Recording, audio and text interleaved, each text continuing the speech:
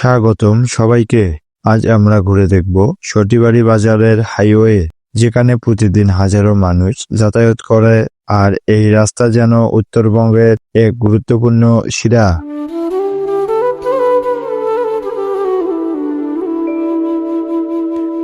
সকাল থেকে রাত ট্রাক, বাস, মোটরসাইকেল আর পথচারীদের ব্যস্ত চলাচলের মুখর এই পথ। পাশেই বাজারের কোলাহল, দোকানপাট আর মানুষের মুখের হাসি। এই হাইওয়েটাই যেন জীবনের স্পন্দন।